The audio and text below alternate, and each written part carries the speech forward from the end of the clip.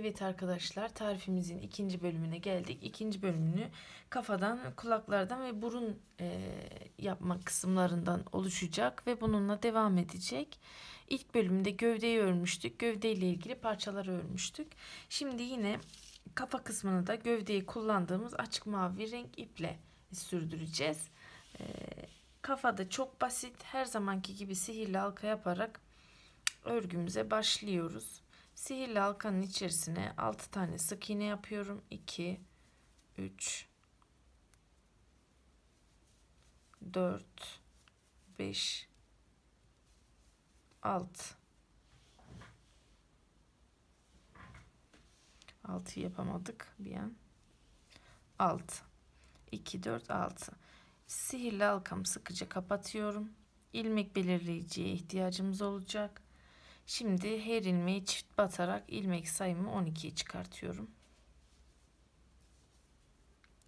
2, bir daha batıyorum. Bir daha battım.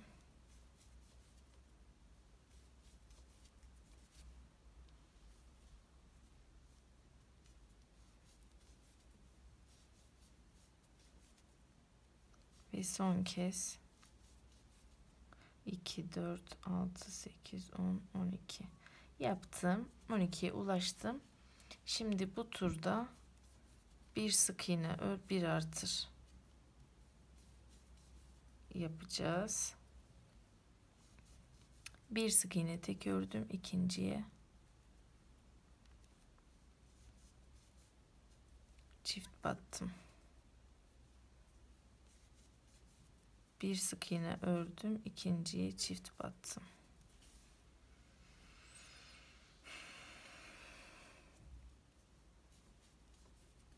Bir sık iğne ördüm, ikinciye çift battım.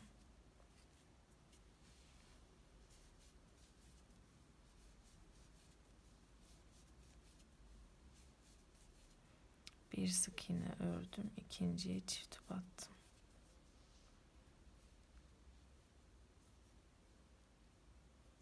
Evet, şimdi yine devam ediyorum. 1, 2. 2 tek ördüm, bir artırdım. Bu turda da 2 sık iğne ör, bir artır yapıyoruz. 2 sık iğne ör, üçüncü de artır. 2 sık iğne ör, üçüncü de artır. Artırdım. Devam edip turumu tamamlıyorum. Sonra 3 sık iğne ör, bir artır yapıp tamamlayacağım. Sonra da 4 sık iğne ör, bir artır yapacağım. Artırma işlemlerini tamamladıktan sonra 36 tane sık iğnem olacak. 36 tane sık iğneyi 6 sıra boyunca düz bir şekilde öreceğim.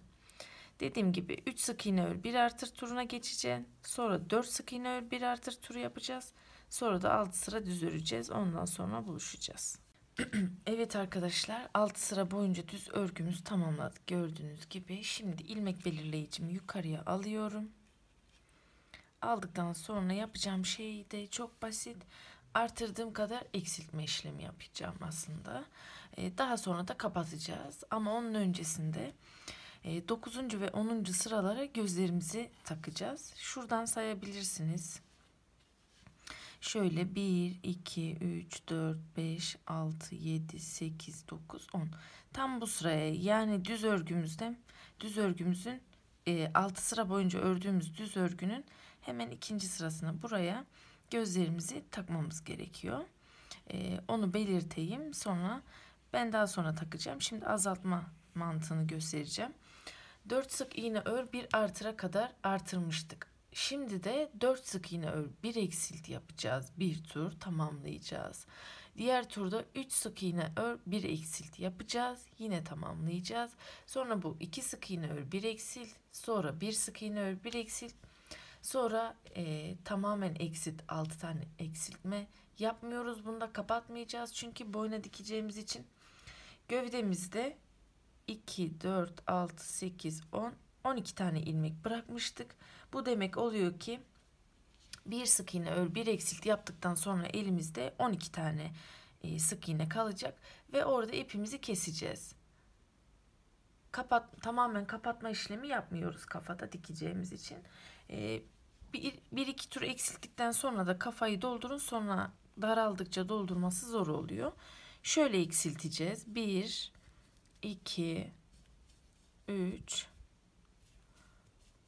4 tane ördüm. Şimdi sık iğnelerimin önündeki ilmeklerden alıyorum ve yine kesme işlemi yapıyorum. 1 2 3 4. Yine şöyle önündeki ilmeklerden aldım. Gördüğünüz gibi. Yine kestim. Kesme işlemini bu şekilde ya da azaltma işlemini bu şekilde yapıyoruz. Her iki terimde kullanabiliriz. Şimdi 4 sık iğne, bir eksilti tamamlayıp 3'ü de tamamlayıp 2 de tamamlayıp 1'i de tamamlayıp en son buluşalım tekrardan. 1 2 3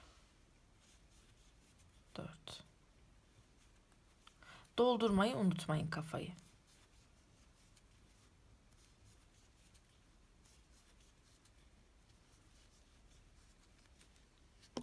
Evet arkadaşlar, tüm eksiltmeleri yaptım. Bakın gözleri de taktım. 5 sık iğne aralıklarla takıyoruz. Onu söylemeyi unutmuşum. Burada söyleyeyim.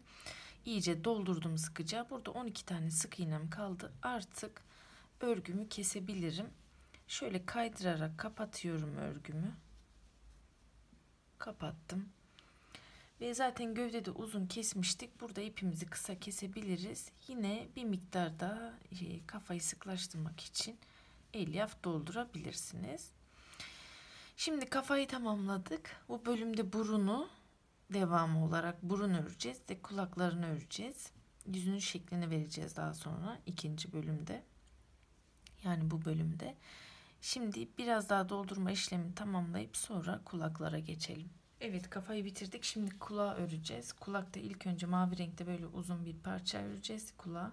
İçerisine de yine böyle renkli koyu pembe tonlarında bir ek daha yapacağız. Bu şekilde birbirine dikip daha sonra birleştireceğiz. Şimdi kulak yapmak için yine ten rengine kullandığımız ipi alıyoruz.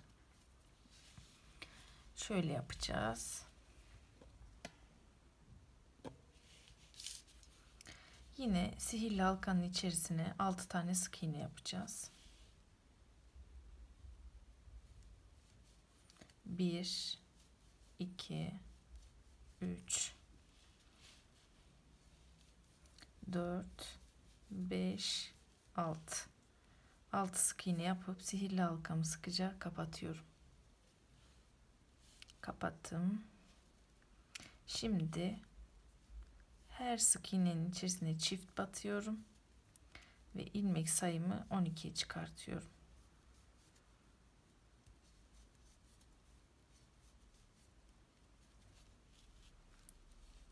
Dördüncü, beşinci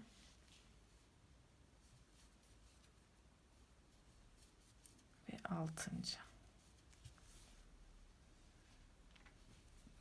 İlmek sayımı 12'ye çıkardım. Şimdi bir tur 12 sık iğne öreceğim. Artırma, eksiltme yapmıyorum. 1 2 3 4 5 6 7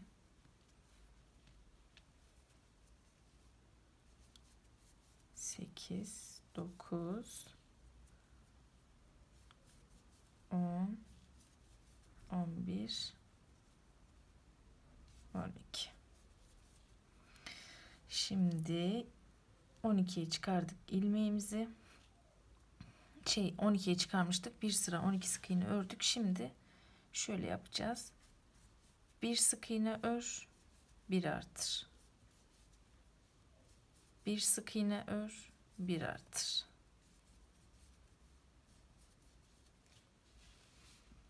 Devam ediyorum. Bir sık iğne ör, bir artır. Bir sık iğne ör,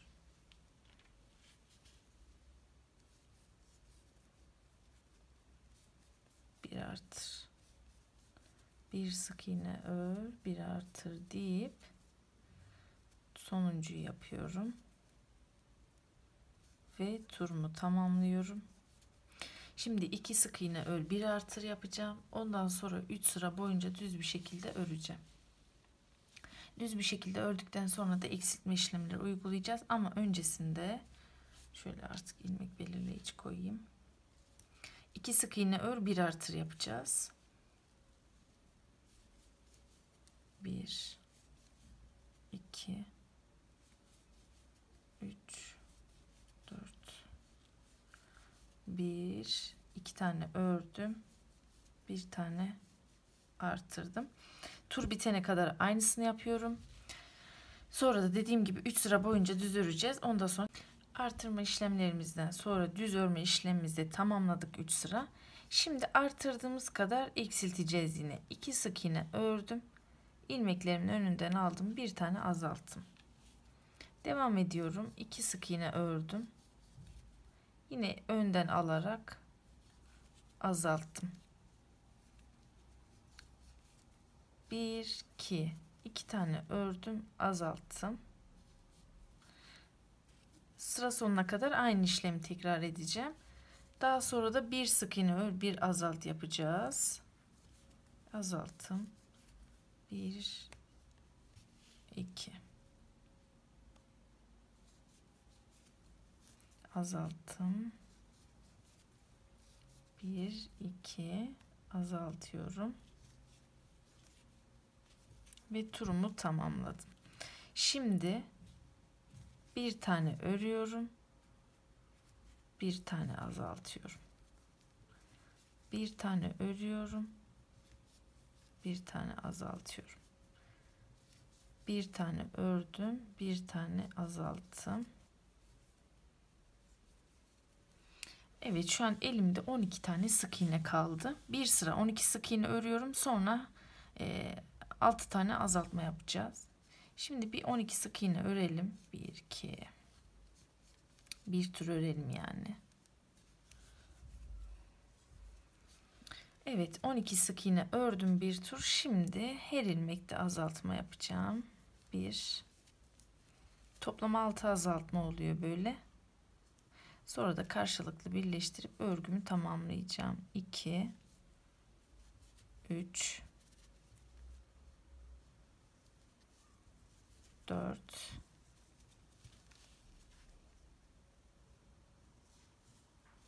5 6 tamamladım.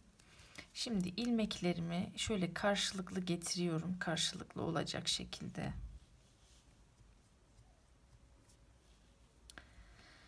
Ve öndeki sık iğneden alıp arkadaki sık iğneye batıp yapıyorum. 3 sık iğne yapacağız böyle. 2 3 sık iğne yapıp kulağımızı kapattık ve kulağımız hazır. Biraz uzun kesiyoruz. Dikmek için kullanacağız. İlmek belirleyicimi de çıkarabilirim. Şimdi bu ortasını öreceğiz. O da çok kolay. Hemen kullanacağımız renkteki pembe ipimizi alıyoruz. Her zamanki gibi sihirli halkanın içerisine 6 tane sık iğne yapacağım. 1 2 3 4 5 6 yaptım. Sıkıca kapatıyorum.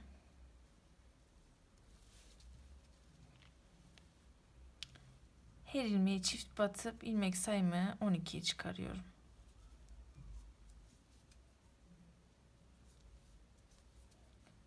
İki, 3, 4 oldu şu anda.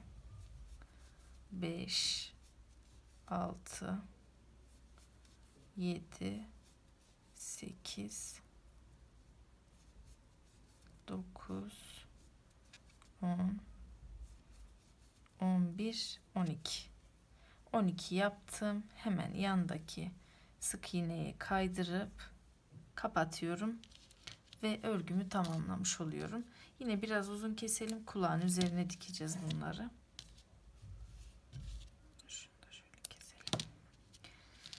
Şimdi kulaklarımızı da tamamladık. Geriye burnumuz kaldı. Burnumuzu da ördükten sonra Eyore'yi birleştireceğiz. Biliyorsunuz bu karakterin ismi Eyore.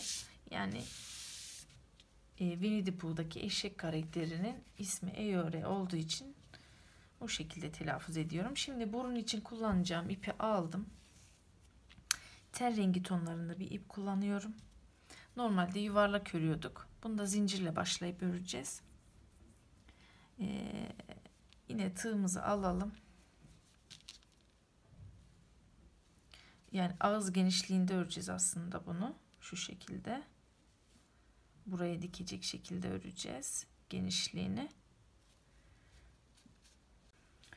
Evet. Ten rengi ipimizi aldık. Şimdi zincirle başlıyoruz. 4 tane zincir çekeceğim ben. 1, 2, 3, 4. 4 zincir çektim.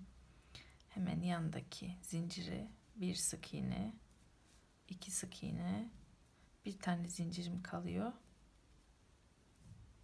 2 tane sık iğne yaptım. Dönüşümü aldım. Sonra karşıdan 2 tane daha sık iğne öreceğim şimdi. Şöyle biraz elimle düzeltiyorum. Bura bunun karşısı olduğu için oraya yapmıyorum artık. Şuraya bir tane, hemen yanına da 2 tane yapıyorum. Şöyle. Hemen bu baştaki zincirin içerisine battım. 1, 2, 3 tane zincir yaptım. Sık iğne yaptım, pardon. Bir tane ördüm. Bir tane daha ördüm. Şimdi hemen bu yandakine 3 tane.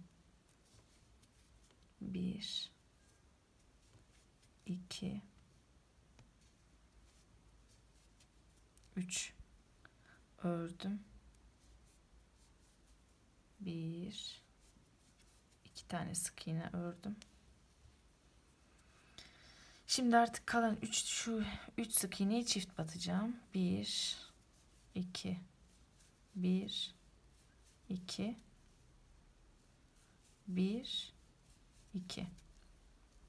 Yine 2 sık iğne yapıyorum. Yine kalan 3 taneye 1, 2, 1, 2, 1, 2 yaptım. Bakalım ne kadar genişliği oldu. Biraz daha geniş olması gerekiyor. Bir tur daha devam edeceğim. 1, 2, 3, 4. Şimdi burada 2 tane artıracağız. Üst üste. Burada da 2 tane. Örüyorum. 1, 2, 3, 4, 5, 6 tane ördüm burada da. Şimdi 2 tane artırıyorum. Yeterli. Hafif doldurup dikeceğiz, yassı bir şekilde kaydırarak örgümü kapattım. Kapattım. Uzun keseceğim dikmek için.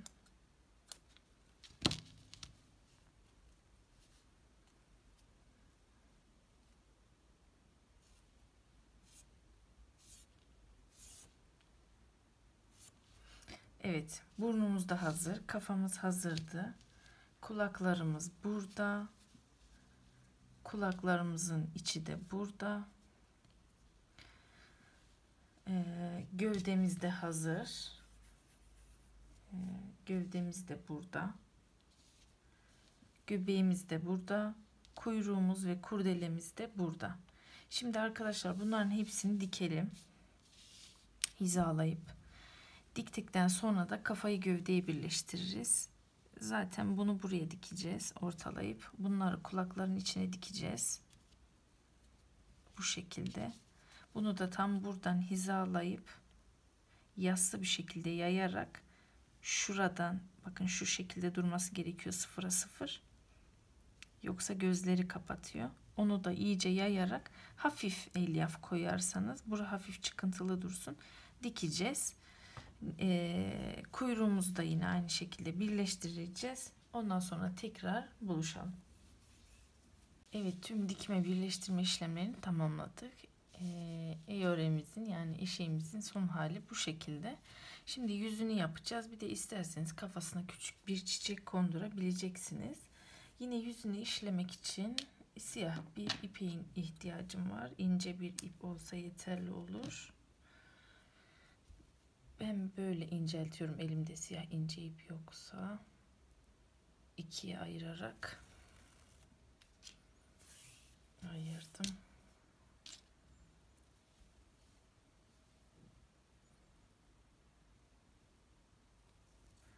Şimdi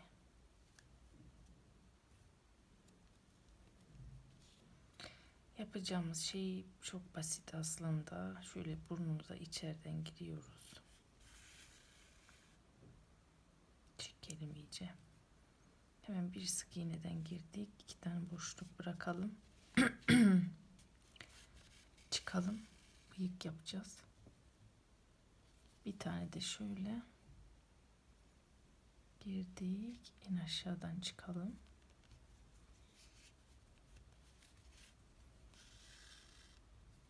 Şimdi bunu tam ortadan bu şekilde tepe kısmına kadar geçireceğiz.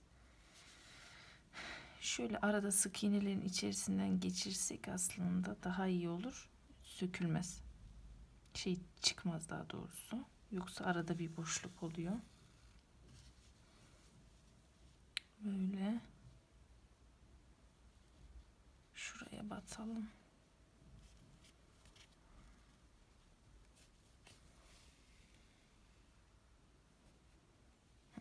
Bu şekilde çektik. İşlememizi tamamladık. Sonra küçük bir çiçek yapalım oraya.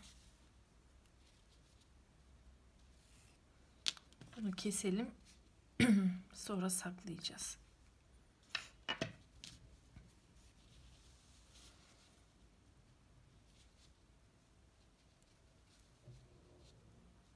Evet, buraya bir çiçek konduracağız şimdi. İsterseniz siyah kondurabilirsiniz, isterseniz kahverengi. Ben elimde böyle bir renk var. Bununla yapacağım. Çiçek kondurmak da çok basit. Yine aynı tığımızla sihirli halkanın içerisine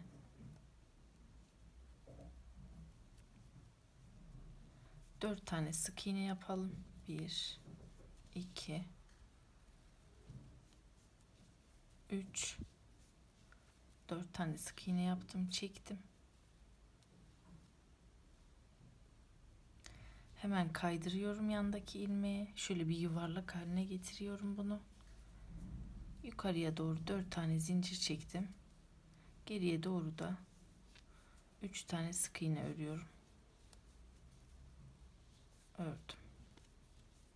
Hemen yandaki sık iğneyi kaydırdım.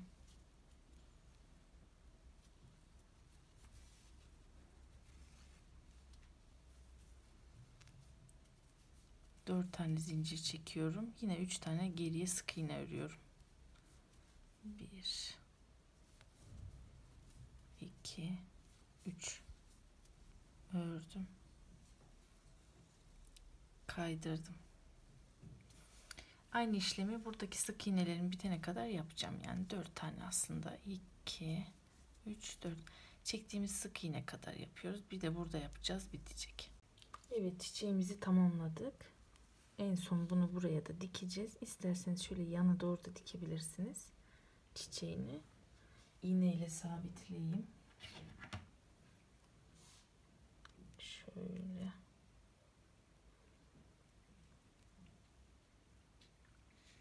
Bunu buraya sabitledim. Ve gördüğünüz üzere öremizi tamamlamış olduk. Umarım keyifli bir video olmuştur. Beğendiyseniz beğen butonuna basmayı, abone olup bana destek olmayı unutmayın. Sorularınız olursa yorum kısmına bırakabilirsiniz. Başka videolarda görüşmek dileğiyle şimdilik hoşça kalın.